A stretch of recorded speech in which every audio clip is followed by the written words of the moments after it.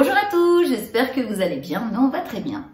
Ça va mon Nini? Tu dis bonjour aux abonnés? Alors, la fidélité du chien est sans égale, leur affection aussi.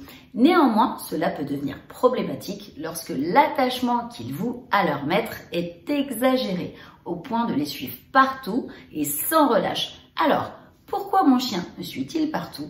On vous explique tout juste après le générique. C'est parti!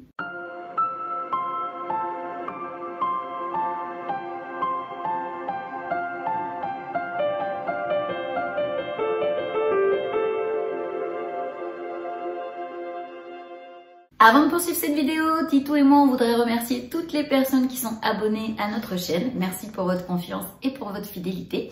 Pour les personnes qui ne sont pas encore abonnées, si notre chaîne vous plaît, n'hésitez pas à le faire. N'hésitez pas non plus à activer la petite cloche pour ne louper aucune vidéo.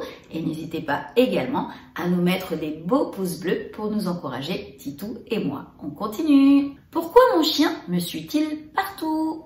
Tous les chiens sont attachés à leur maître, mais à des degrés différents. Certains se montrent assez indépendants, tandis que d'autres se comportent comme de véritables pots de colle. Ils suivent leur propriétaire partout où ils vont. Ils restent collés à leur basque partout où ils vont, jusque dans le lit et dans les toilettes. Chez ces chiens, l'angoisse de séparation est une véritable torture qu'ils vivent au quotidien. La vie de leur maître n'est pas non plus facilitée par ce type de comportement, qui peut s'avérer extrêmement gênant par moments. Pour quelle raison un chien prend-il l'habitude de suivre son ami humain absolument partout? Est-il possible d'y remédier?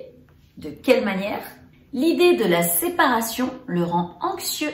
Chez certains chiens, le fait d'être séparé de son maître est vécu comme un drame. Dès l'instant la sortie du propriétaire de son domicile jusqu'à ce qu'il rentre, l'animal est plongé dans un profond désarroi qui se manifeste par différentes manières. L'anxiété de séparation le pousse en effet à gémir, à aboyer sans cesse, à détruire tout ce qui est à sa portée, voire à émettre urine et déjection partout dans la maison. Le retour de son maître est une sorte de délivrance pour le chien, mais le propriétaire se retrouve face aux dégâts qu'il a causés. L'animal, lui, ne comprend pas la déception ni la réprimande de son maître, alors qu'il est content de le revoir, ce qui ne fait qu'aggraver le problème. Lorsque le maître n'est pas absent, son chien se met à le suivre partout où il va. Il ne le quitte pas d'une semelle et se montre collant. S'il est agréable et touchant de constater que son animal est autant attaché, le fait de se sentir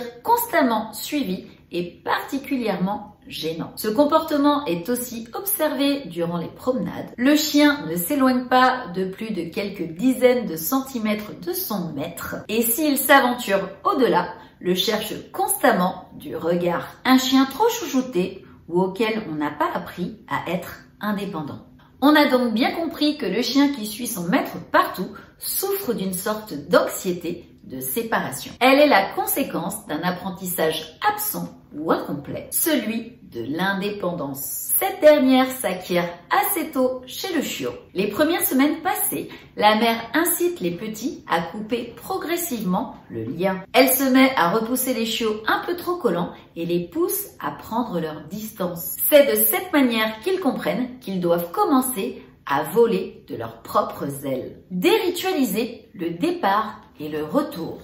Autre erreur que l'on a tendance parfois à commettre, c'est le rituel du départ. De peur de faire souffrir le chien en le laissant seul à la maison, on se met à le câliner et à le caresser juste avant de partir. Cela ne fait que renforcer l'angoisse de la séparation. Et ce rituel rend cette peur légitime à ses yeux. Il en est de même pour les retrouvailles qui aggravent ces angoisses futures si elles sont trop sentimentales. Pour atténuer ce comportement, il devient donc de faire en sorte que le départ et l'arrivée à la maison deviennent des événements banals. Plus question de se confondre en caresses et en gâteries. Il est plutôt recommandé de se montrer plus ferme, d'attendre que le chien se soit calmé, puis de l'appeler pour le féliciter. C'est le maître qui doit décider du moment où il peut câliner le chien et non pas l'inverse. Pour le rendre plus indépendant, il est également très important de cesser de lui accorder des privilèges. Il doit dormir dans son couchage